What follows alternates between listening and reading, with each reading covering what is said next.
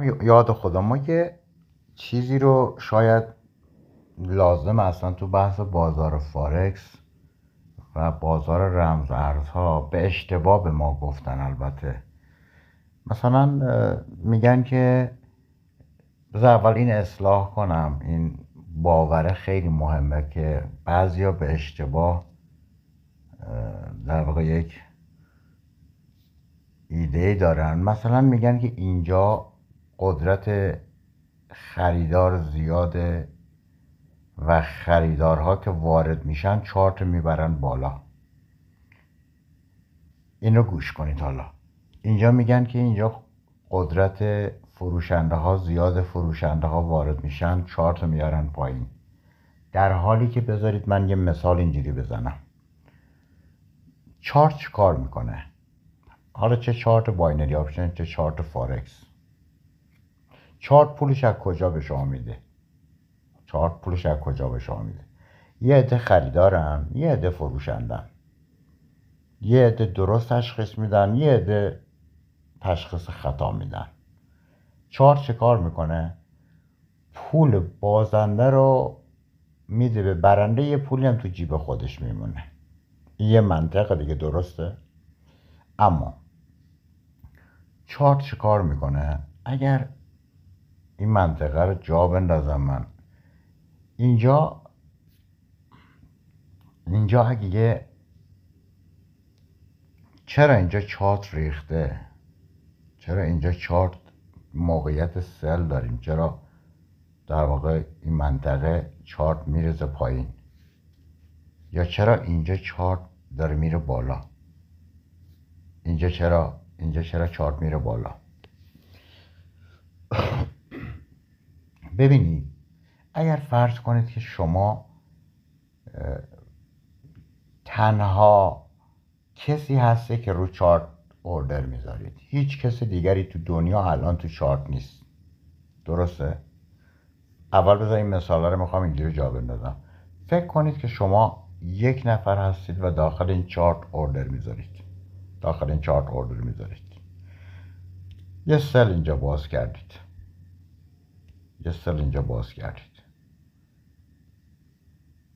اجازه بدین، یه سل اینجا باز کردید، یا نه اشتباه گفتم، یه سل اینجا باز کردید. سل قوی هم هست، نگاه کنین پهنای بان نشون میده که مثلا فرض کنید که 20 لات یه پوزیشن سنگین سل باز کردید. اصلا شما نه، یه بانکی اومده، یه مؤسسه مالی اومده یه پوزیشن سنگین سل باز کرده. خب فقط همین یک نفرم رو چارته. خب چارت چه کار میکنه؟ مگه نمیگیم که وقتی که فروشنده ها بیان چارت میریزه، وقتی که خریدارا بیان چارت میبرن بالا؟ خب حالا اگه شما یه نفر باشید، یه 20 لات هم اینجا در واقع پوزیشن باز کردید، چارت هم خوشحال میشه که بیاد بریزه پایین و به شما فقط سود بده. نه، اگر شما فقط یه نفر باشید، چارت کاری که باتون میکنه سریع کله میکنه به سمت بالا، تا جایی که بره ما رو بکوبه به سقف و این پول از ما بگیره. به اصطلاح فارکسی ها بگن کال مارجین بشیم و صفر بشیم. اما چرا گاهی وقتا زود کال مارجین نمیشیم؟ خب من تو این نقطه A یه سل باز کردم، ولی چرا یهو درسته چارت سری نمیاد سود به من بده، یه ذره میره بالا تا اینجا، تا نقطه B متوقف میشه اینجا. چرا؟ چون اگه برسه به این نقطه مثلا من کلا پولم تموم شده و صفر میشم، کال مارجین میشم. مثلا تو نقطه B یه مانعی به وجود میاد، چارت متوقف میشه، دوباره ممکنه یه ذره میل به سمت پایین پیدا کنه. چرا؟ خب من یه سل سنگین اینجا باز کردم. حالا اگر من 20 لات باز کردم. اینجام یه نفر اومده تو نقطه بی، مثلا فرض کنید که ایشون هم 15 لات بای باز کرده، پوزیشن بای. خب چارت الان میمونه اگه این نقطه بی رو رد کنه سنگین به سمت بالا، خب باید یه پول گنده به این بده. باز البته اشکال نداره ها، این امکان پذیره، چون پول این آقایی که یه سل اشتباهی اینجا کاشته سنگین 20 لات، این رو در واقع 15 لاتش میذاره تو جیب این، 5 لاتش هم تو جیب چارت میمونه و سود، اگه 2 نفر باشن. اما اگه 2 نفر نباشن، قول بهتون میدم فقط شما تنها کسی باشی که داری تو چارت ترید میکنید، اولین کاری که میکنه چارت، سریع به محضی که شما سل باز کردید، برعکس شما کله میکنه به سمت بالا به سرعت برق تا این پول شما رو بسوزونه. و اصطلاحا مثلا تو این نقطه که رسید، تا جایی میره بالا که مثلا حالا نقطه سی، نقطه دی، هرچه، تا اون جایی که این پول شما صفر بشه. پس حالا بیایم، پس این که به ما گفتن خریدارها که وارد شدن چارت میبرن بالا، نه، خریدار اگه قوی باشه چارت برعکسش. بذار شاید بتونم اینجوری بگم، چارت سبک سنگین میکنه، چارت اینجوری سبک سنگین میکنه، میاد مثلا تو این نقطه‌ای که الان کشیدیم، این نقطه A، بذارید چند تا نقطه مشخص کنم، تو این نقطه A، تو این نقطه B، تو این نقطه C، تو این نقطه D. خب مجموعه آدمای، فکر کنیم مثلا چه میدونم 100,000 نفر تو کل دنیا، 1,000,000 نفر، این میاد نگاه میکنه که اگر بره بالا به نفع چارته یا بیاد پایین. چی رو جمع میزنه؟ حجم ورودی ها و پوزیشن هایی که بای و سل گرفتن، اوردرها رو با هم جمع میزنه. میگه که فرض کنید که حالا عدده رو خیلی بزرگش نکنم، میگیم 10 نفر، حالا شما دیگه بعدا بگید 1,000,000 نفر، میگیم 10 نفر یا 5 نفر، کلا شما بعدا بگید 5,000,000 نفر. 5 نفر الان تو چارتن، یکیشون مثلا فرض کنید که یه 5 لات سل باز کرده، سل، باز یکی دیگه شون یه در واقع سلات سل باز کرده، یکی هم یه 2 لات سل باز کرده، اینا پوزیشن سلن، اینم سله.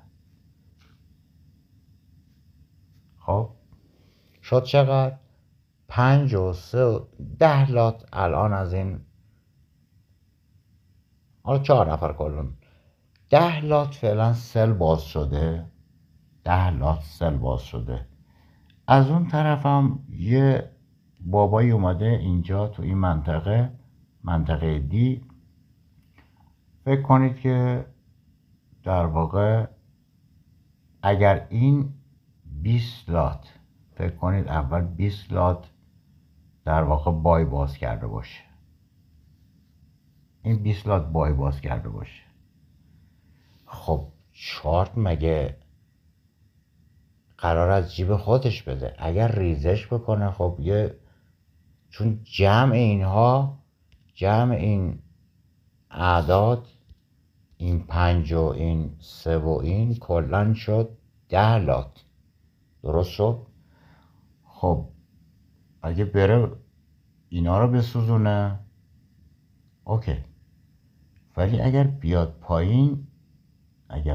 پایین، خب باید یه 20 لات در واقع، اگر بیاد پایین از اینجا ریزش بکنه، این بای باز کرده دیگه، اینجا بایه.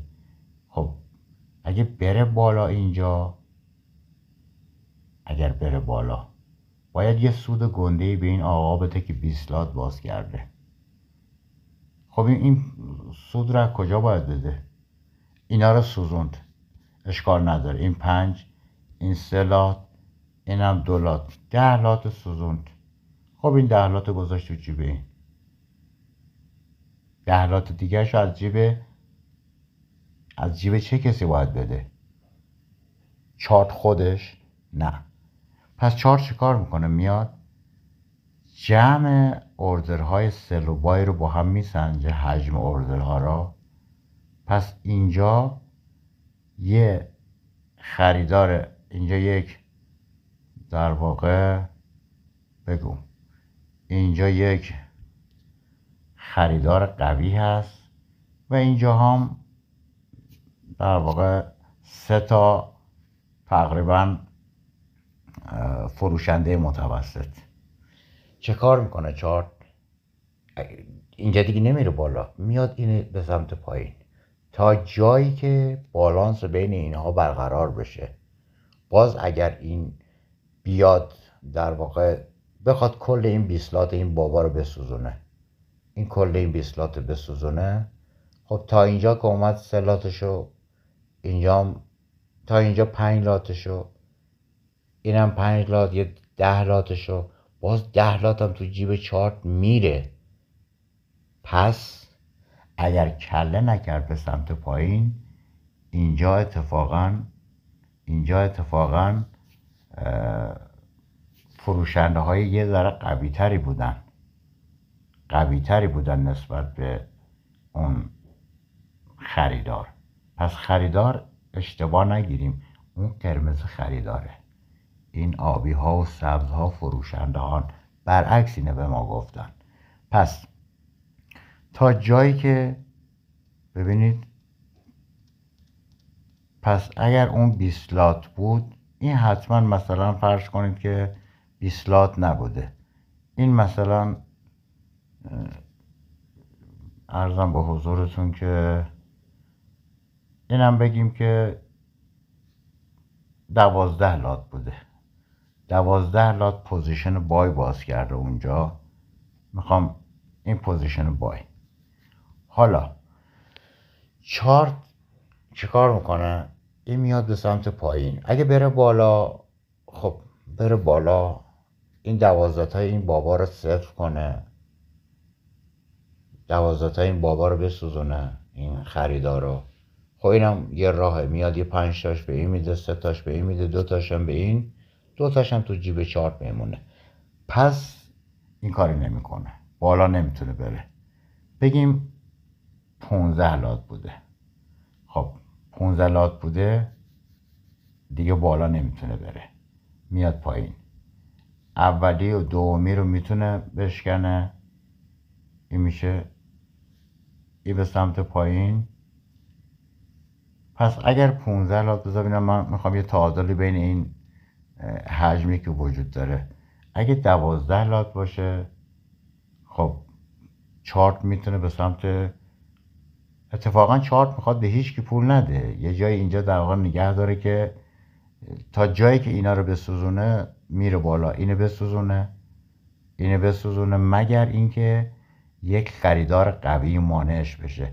الان تا اینجا اومد، تا اینجا 10 لات جا داشت، اینجا رسید یه 12 لاتی جلوش گرفت، یه گندلاتی اومد اینجا جلوش گرفت، دیگه بره بالا فقط 2 لات گیرش میاد، چون 10 تاشو باید به این آقا بده. درست شد؟ پس اینجا هم سعی میکنه که تا حد ممکن کمتر به ایشون پرداخت کنه. پس دلیل اینکه چارت از اینجا در واقع برمیگرده، میبینی یه خریداره، این خریداره، یه خریدار قوی اینجا خوابیده. اینجا الان اگه داره برمیگرده بالا، باز یه فروشنده قوی اینجا هست، نمیخواد پول اینو بده. اگه از اینجا برمیگرده بالا، میبینی یه فروشنده قوی اینجا هست، بهتره که این پول بهش پرداخت نکنه. اگه نمیاد از این رد بشه، میبینی یه فروشنده سنگین اینجا هست. ببینید یه مؤسسه سنگین، یه سل سنگین اینجا گذاشته، اگه بیاد اینجا باید این پول گنده رو به این بده. پس لذا چارت در واقع داره این رفتار رو میکنه که ما اصطلاحاً به ما گفتن که اینجا خریدارها ورود میکنن و چارت رو با خودشون میبرن بالا، اینجا فروشندگان ورود میکنن چارت رو میارن پایین. اصلا اینجوری نیست. اگر اینجا فروشنده قوی وجود داشت، اگر اینجا فروشنده قوی وجود داشت، فروشنده قوی وجود داشت، اتفاقا چارت برعکسش میرفت به سمت بالا. پس چارت سبک سنگین میکنه، جمع اوردرها را بره به سمت بالا، پول کمتری میده و پول بیشتری تو جیب چارت میره، یا بره به سمت پایین. نگاه میکنید که اگه بره به سمت بالا، که مثال زدیم گفتیم مثلا فرض کنید که اینجا 5 لات و اینجا 3 لات و اینجا 2 لاته، اینا در واقع فروشندن، اون یکی خریداره، این خریدار اینجا وایساده. خب یه خریدار مثلا فرض کنید که 15 لاتی هم اینجا وایساده. خب چارت جرأت نمیکنه بره به سمت بالا.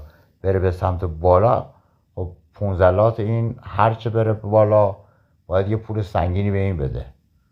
این 15 لاتش هر تکونی به سمت بالا بخوره باید یه 7-8-10 هزار دلار به این بابا بده. پس چی کار میکنه؟ از جیب کی باید بده؟ از جیب اینایی که میسوزونه دیگه، از جیب اینها باید بده، از جیب این فروشنده ها. خب میتونه محاسبه میکنه آیا پول اینا کفاف اینه میده، جواب اینه میده که پول این بابا رو پرداخت کنه. پس اگر جواب نده چارت برمیگرده سمت پایین، تا جایی میتونه به سمت پایین مجازه حرکت کنه دوباره سبک سنگین میکنه. اگر اینجام در واقع فروشنده های قوی باشن، خب اینم از جیب این خریداره میخواد بده دیگه. خب اگر بیاد اینجام، این چقدر در واقع جوابگو هست این 15 لات، که پول توپلی هم تو جیب چارت هم بمونه دیگه. کسی که گرداننده این چارت و این فارکس، این در واقع خدم و حشمی که داره، پشتوانه و سیستم و سامانه و، پس از جیب خریدار و فروشنده کسی بازنده از پولش میره تو جیب برنده و یه پولی هم عنوان کمیسیون تو جیب بروکرها و چارت ها باید بره. پس این رو در واقع اصلاح بکنیم. در پناه خدا باشید.